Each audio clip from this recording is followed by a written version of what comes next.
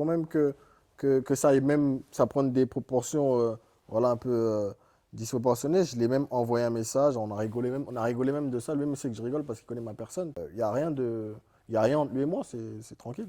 Et sur l'histoire et sur la blague du Maroc, ça allait très très loin aussi. On va parler des répercussions aussi Ah. après, tout ce qui a découlé, les insultes aussi derrière. Mm, Il paraît que les joueurs même du Maroc, ils en ont parlé entre eux de cette histoire, de cette fameuse blague là. Ouais, j'ai un Marocain qui est dans mon équipe à Villarreal, là, il est en prêt, tu vois.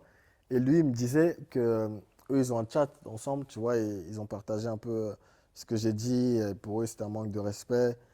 C'était une blague que je voulais faire, comme si on était entre potes, tu vois, et sans manque de respect, parce que même moi, j'ai dit que c'était une équipe voilà, qui était forte, qui avait la qualité pour emporter la CAN. J'ai rien dit de méchant sur l'équipe, c'était juste une blague comme quoi ils n'avaient rien gagné. Et depuis, tu vois, un moment, c'est pas bien passé pour tout le monde.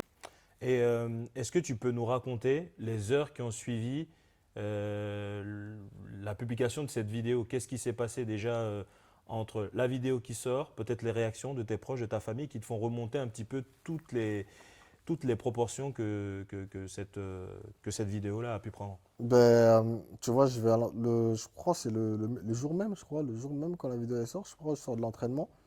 Et t'as ma soeur qui m'envoie un message qui me dit, ouais, tu vois pas que tu reçois des insultes racistes et tout sur Internet. Et j'avais pas capté, moi. Tu vois, demain c'est fini, tu vois.